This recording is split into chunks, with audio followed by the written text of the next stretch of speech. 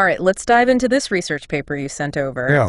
It's about the long-term economic impacts of pandemics. Right. And specifically on something called human capital. Yeah. It's from the Journal of Economic Growth, Yeah. published just last year. Yeah. It's titled The Long-Term Impact of Pandemics. It's a really fascinating one. Yeah, it really caught my eye. Yeah, we tend to just focus on like The immediate the stuff. immediate economic fallout. Stock market dips, Exactly. business closures. Mhm. But this study reveals that the aftershocks Yeah. can really rumble on for decades. Decades, that's right. Yeah. It argues that pandemics don't just cause these short-term blips. Right. They actually disrupt the foundation Very foundation. of a nation's economic strength, Yeah. human capital. Exactly. So when we talk about human capital, Yeah. most people think of education, Right. That's the first thing that comes to mind. years spent in school, Exactly. degrees earned. But this study takes a much broader view. So what exactly do they mean by human capital? Right. And why is that perspective so important when you're considering pandemics? That's a great question. They define human capital as not just education, Okay. but also work experience. Okay. It's like the sum total of a person's knowledge, Yeah. skills, Mhm. capabilities, Mhm. developed through formal learning Uh, and also, crucially, on-the-job experience. so it's both sides of the coin. Exactly. And why is this crucial when you're looking at pandemics? Well, think about it this way. Pandemics disrupt both of those avenues. Oh, okay. We've got lockdowns, Mhm. social distancing, impacting not only schools, Right. but also workplaces. Right. This leads to disruptions in formal education Yeah. and hands-on learning. So you can read all the books you want about swimming. Right. You can learn all the strokes. Yeah, But until you get in the water, exactly. you're not going to be a strong swimmer. You got to practice. You got to practice. You got to refine those skills. Yeah, get that experience. Exactly. And that's what makes this paper so insightful. Yeah. It recognizes that pandemics deliver this double whammy A double whammy. to human capital accumulation. Okay, I like where this is going. Yeah. So let's break it down. We've got the disruption to schooling, The first punch. which seems like the most obvious impact. Yeah. How does this play out for different income groups? Okay, so the researchers, they looked at this specifically. They compared low, Okay. middle, and high-income countries. Okay. And this is where things get interesting. Okay. It's a little bit counterintuitive. Okay. You might assume that poorer nations would suffer more from school closures, Yeah. but the study suggests the opposite. Really? Yeah, Why would that be? it all comes down to the amount of schooling that they have to lose Okay. and the economic value attached to each year of education. Okay. So think about it. In higher income countries, Uh-uh. education tends to be compulsory For longer. for a longer period, yeah. Right. And a larger proportion of the population pursues higher education. Okay. So when schools shut down, Yeah. the impact on human capital accumulation is much larger. Okay, so if you have a bigger garden Right. and a hailstorm hits, Exactly. there's more to be damaged. That's a great analogy. So there's more damage. More potential for damage, yeah. Yeah. And to add to that, the study also emphasizes this concept called returns to education. Okay. And this refers to the economic benefit you gain from each additional year of schooling. Okay. And you guessed it, returns to education are generally much higher in richer nations. Ah, okay. So not only do they have more years of schooling at stake, Right. but each of those years is economically more valuable. Gotcha. So the hit to schooling is amplified in richer countries. Exactly. But let's move on to the second punch. Okay. The disruption to work experience. Right. How does this impact different income groups? This is where the concept of returns to experience comes in, just like with education. Each year of work experience translates into greater productivity Yeah. and earnings. And again, we see higher returns to experience in richer nations. So if a pandemic disrupts work, Yeah. higher income countries are losing out on more valuable experience. Precisely. Okay. And the study highlights that this loss of work experience isn't just a temporary setback. Uh-huh. It can have a prolonged impact, Okay. a negative impact on a country's output, And for how long?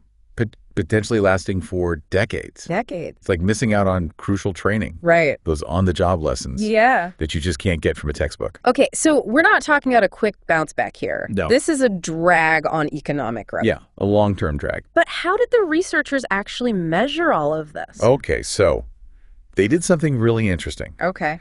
They used the COVID-19 pandemic as a real-world case study Oh, wow. to test their model. So recent data, Very recent. that's relevant to all of us. Exactly. Wow. They use data from sources like UNESCO Okay. to track school closures, Mm-hmm. the International Labor Organization Okay.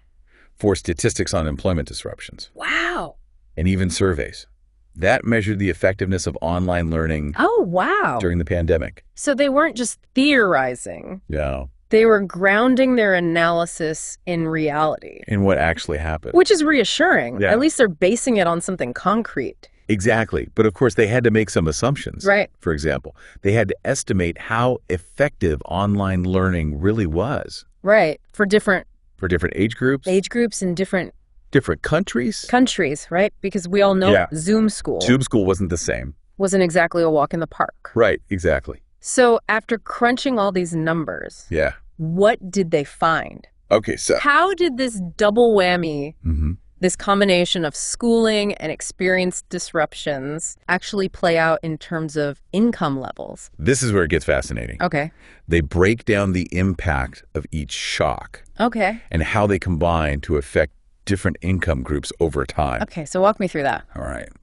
How do these two shocks differ in their impact? Well, the impact of the schooling shock is delayed, Okay. right? Those kids that missed out on learning, they're not entering the workforce right away, Right.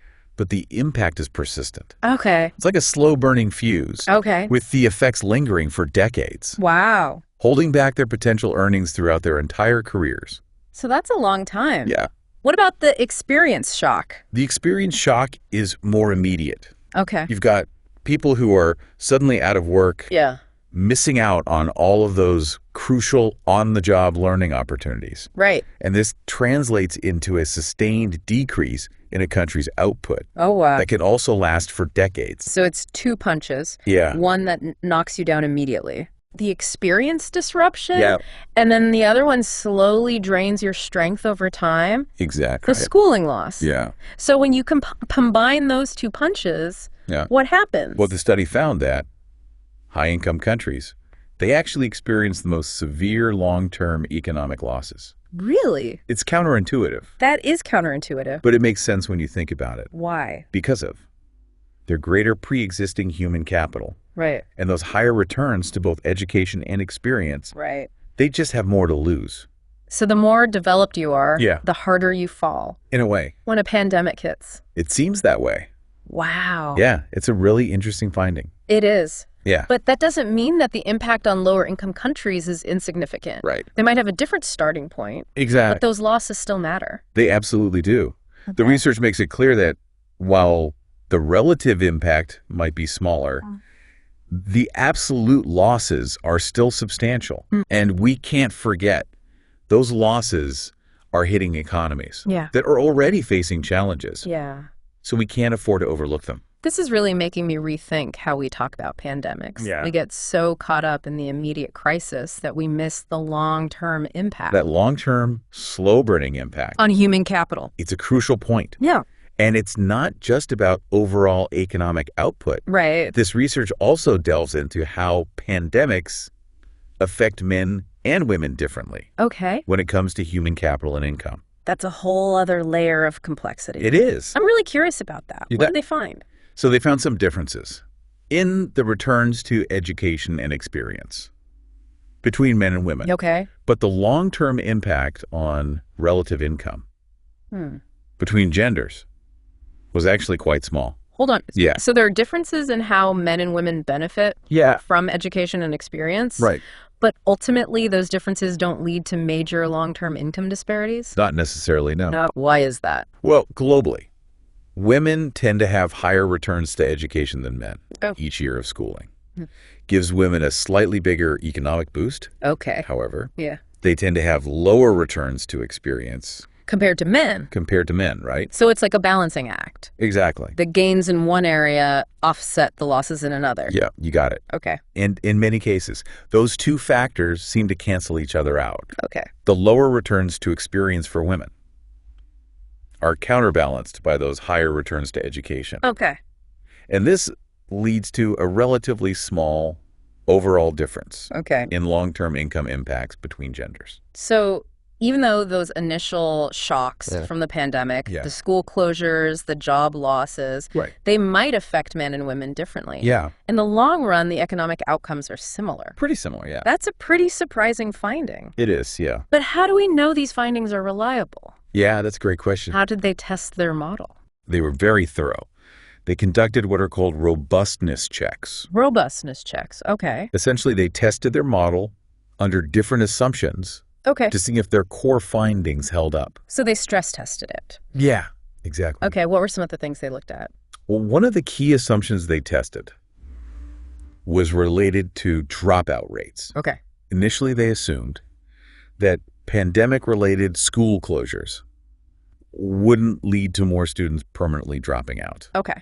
But that's a simplification. Yeah, it's a bit optimistic. A little bit, yeah. Especially when you consider some students might have had to leave school to help their families. Exactly. Or they lacked access to resources for remote learning. Right, exactly. Yeah. So they reran their model with different dropout rates to see how it affected the findings. Okay. They also explored the impact of remediation efforts. Remediation efforts, you mean? Like programs designed to help students catch up on what they missed during school closures. Yeah, catch-up programs. Exactly. Okay. They considered scenarios where governments implemented those programs. Okay. And assessed how effective they would need to be. To offset the losses. To offset the long-term income losses caused by those schooling disruptions. So they factored in potential dropouts and the effectiveness of catch-up programs. Right. And what did they find? Well, for the most part, their key finding that richer nations experience more severe impacts because of their greater reliance on human capital remained consistent.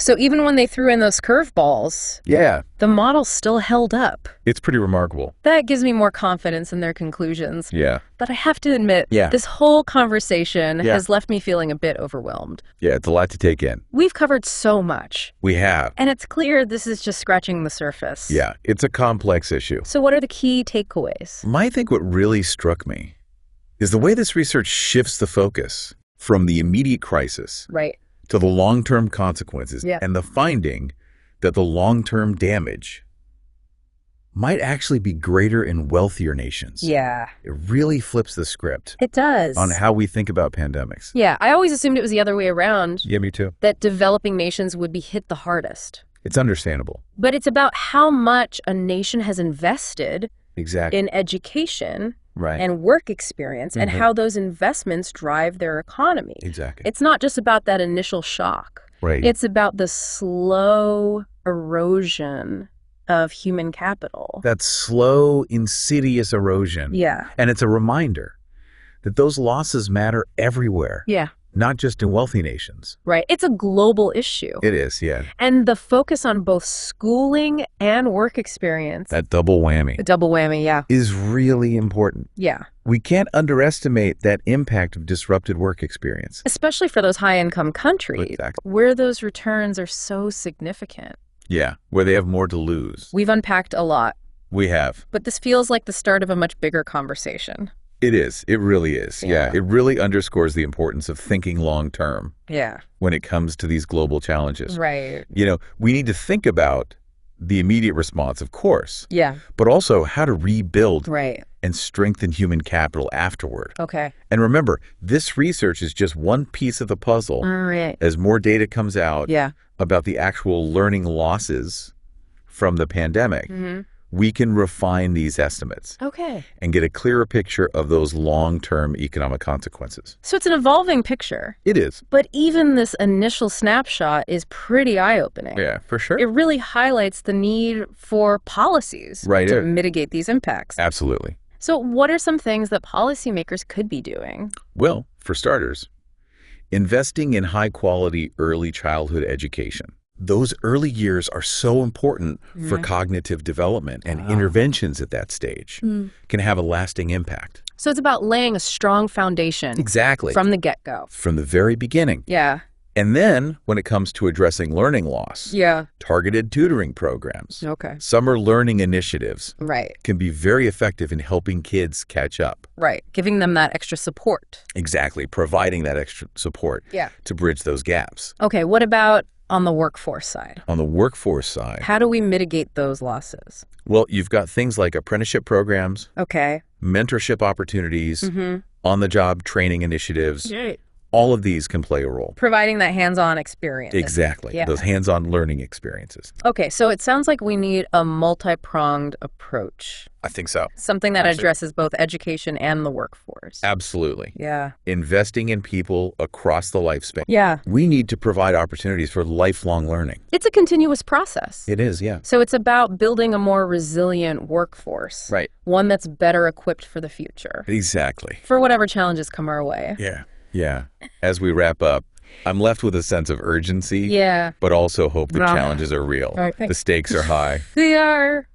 But we have the knowledge and the tools to build a more resilient future. Okay. It starts with understanding these long-term impacts. Yeah. And taking action. Well, thank you for guiding us through this research. It was my pleasure. It's been a really fascinating conversation. It has. And it's given us a lot to think about. And a lot to act on. Yeah. To our listeners. Yeah. I encourage you to explore this topic further. Yeah, definitely. The more we understand, the better prepared we'll be. Absolutely. And on that note, we'll wrap up this deep dive.